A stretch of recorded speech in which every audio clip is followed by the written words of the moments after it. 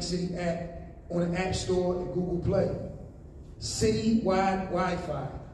A lot of people make that decision when they're coming here. Does the city have a Wi-Fi infrastructure? And we are going to deal with that because of the cost savings that Bruce Weeks found when he was in the finance office, that the city was paying all of these bills for Verizon lines that we haven't used in years, over $500,000. And we also want to get new 108 4K cameras for the city hall, the yard, the public safety building, Soldiers Home, and the palace. Human resources, digital conversion of all forms. Alexis Waiters, please stand up. Training.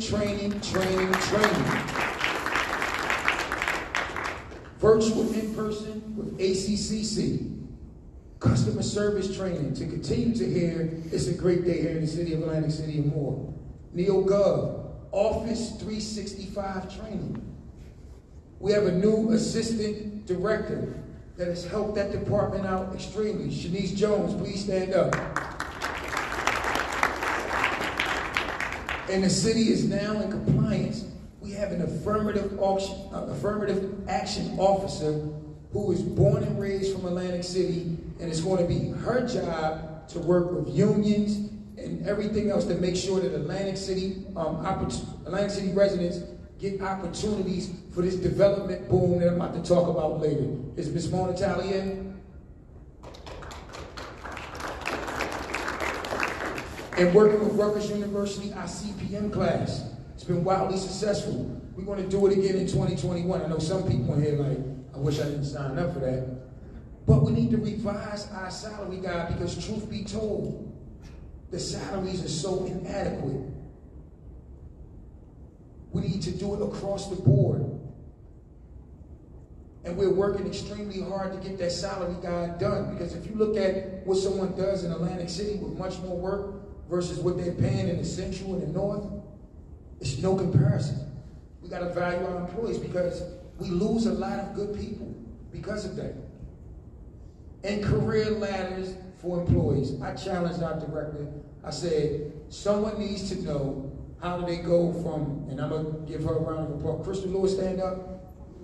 Crystal Lewis started at the city of Atlantic City when she was 14 years old under the former late great mayor, James Usher. She started out of high school, worked as a clerk, and worked in different departments. And we just hired a diverse group of 6 young clerks. And I told this story to them. You're starting as a clerk today at 25.5, but that don't mean you got to end your career as a clerk.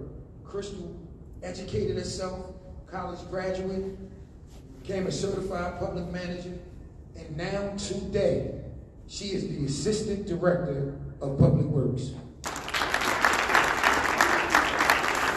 And the department retreats. If the directors and the mayor can have a retreat at Stockton, we want to continue that strong bond that we have with our employees. Every department will have a retreat in 2021. And that was a challenge that I gave Director Waiters. Municipal Court, Gina Holmes, please stand up.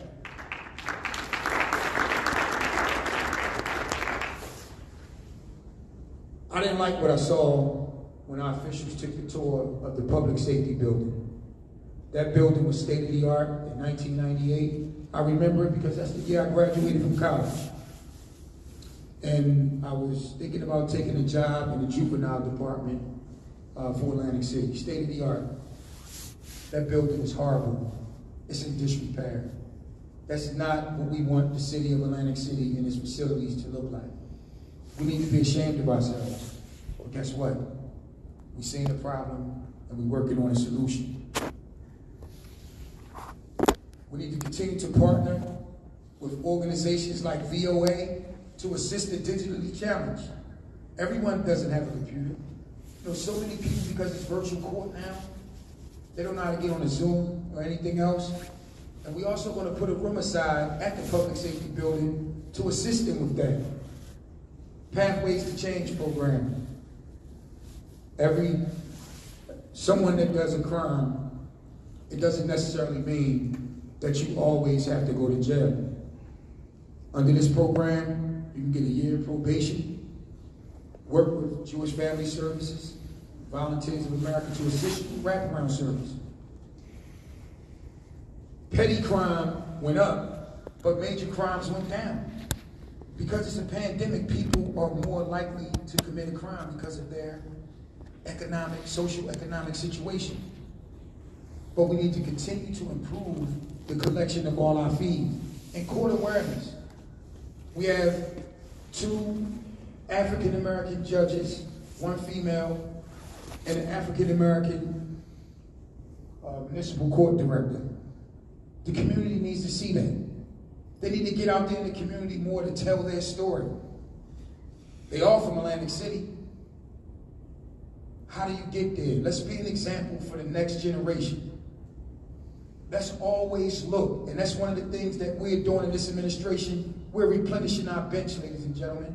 We're giving young people opportunities that would have never gotten an opportunity before. Health and Human Services. We talked about the COVID vaccine, testing kits, the kiosks. Our goal is to continue to educate the public on all public health issues.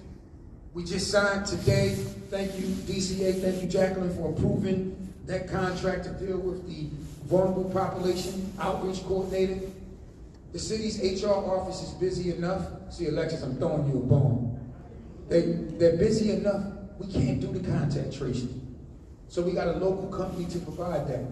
We have the Homeless Prevention Committee. Dr. Wilson Washington, stand up, please.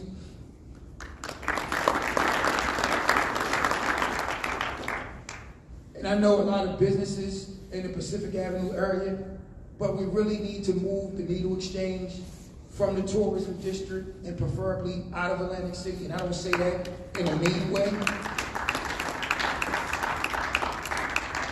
But through our connections, and you'll learn more from our new department later. Thank you again, Lieutenant Governor.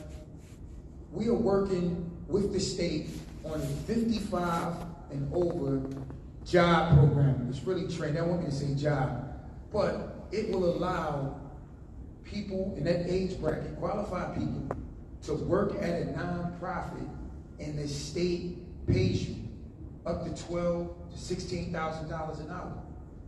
Who wouldn't want to do that? There's a lot of people who haven't been to work since last March. We want to create opportunities for our seniors because it's important.